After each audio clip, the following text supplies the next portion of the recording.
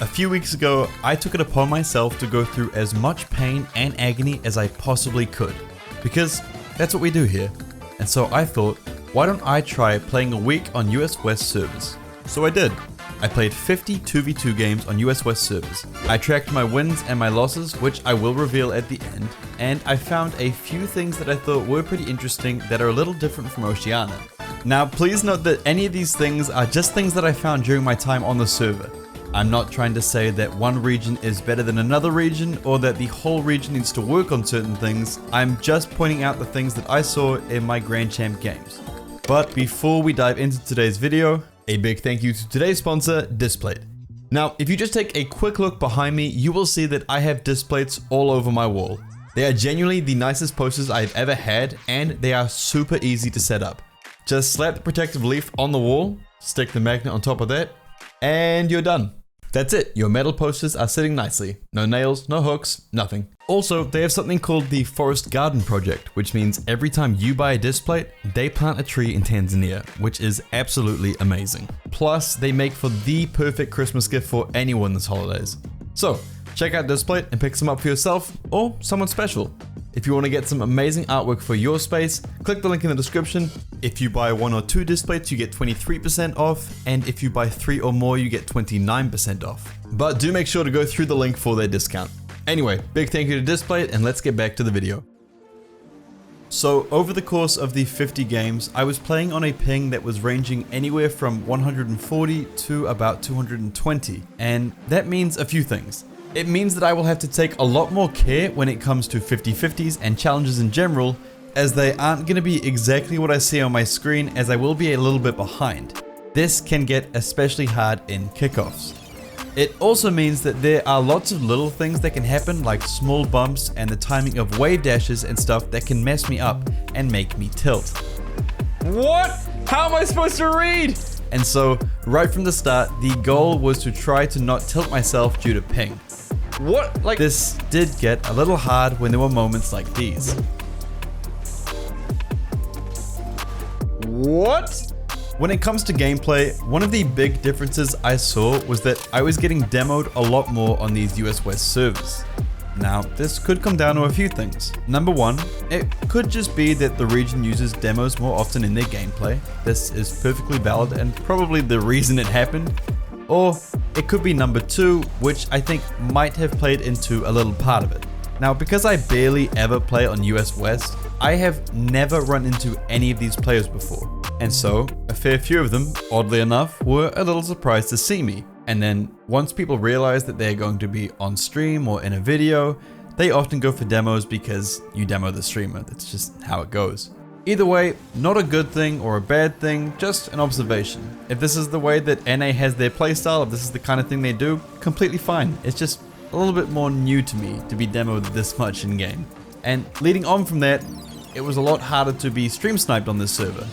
I ran into different people all the time. It was kind of nice playing against different playstyles and with different teammates. Once again, not a good thing, not a bad thing, just nice running into different people.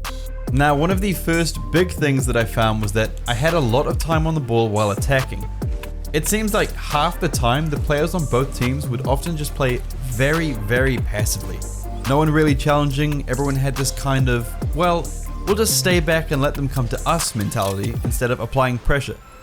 The other half of the time, it was the complete opposite. Don't touch that ball, I swear to God.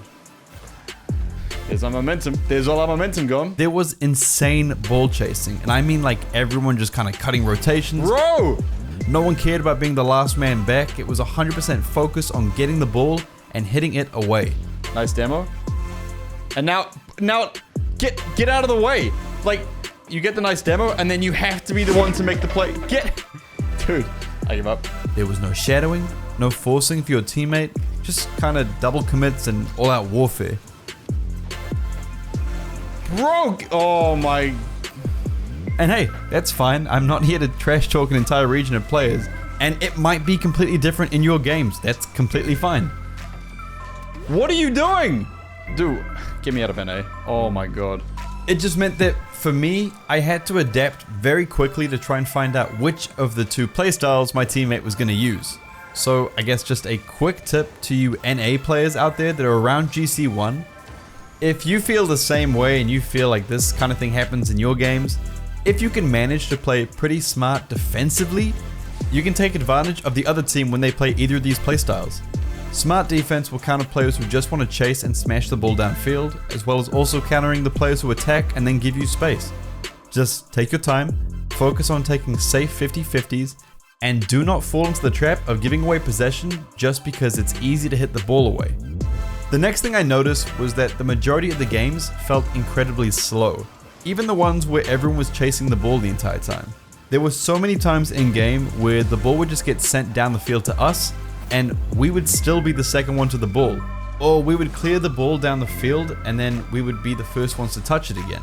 I don't know quite how to describe it. Everyone was just kind of going for the big boost pads, but no one was really going for the ball. The ball would go up and then bounce twice before anyone had touched it next. And to me, that felt like it could have been down to a lack of pressure from both attackers and defenders, but that lack of pressure probably comes from poor positioning. If you look at high levels in any region, you can see that they are spaced out enough and comfortable in their own mechanics that they are always right on the ball the second it lands, or they go up for it early. This is something I've actively been working on in my games back in Oceania, but coming into NA, it felt as if I had to play a lot more defensively just because I couldn't really trust that we would get to the ball quick enough to stop an attack or a counter attack.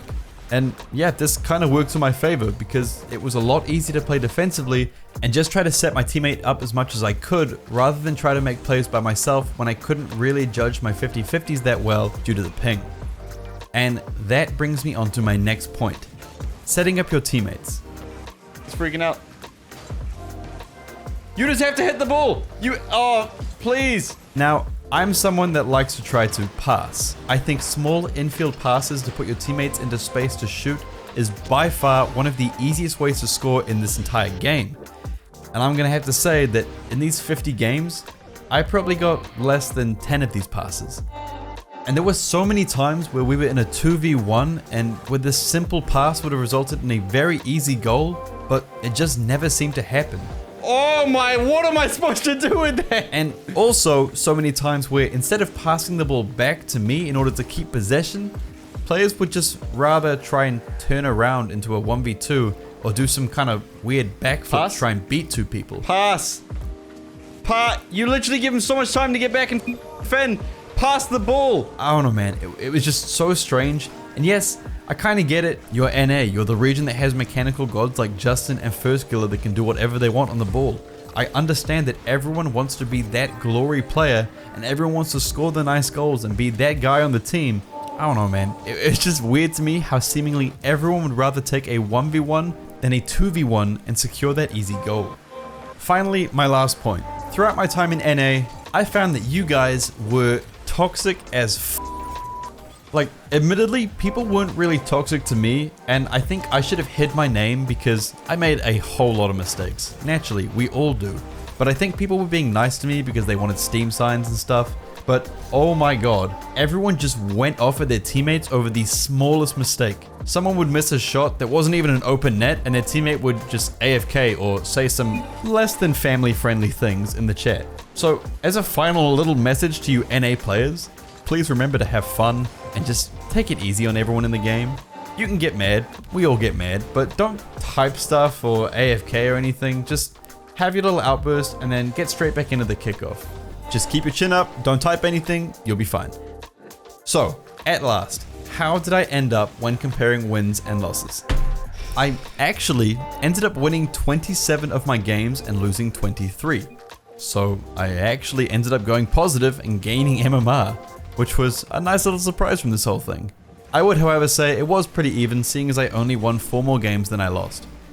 So overall, what did I learn from this? Honestly, not a lot. I just thought it would be a fun challenge to see if I could hold my own on a different server. And now, when my queue dies at around 3 AM, I'll just come over to US West and keep it going there.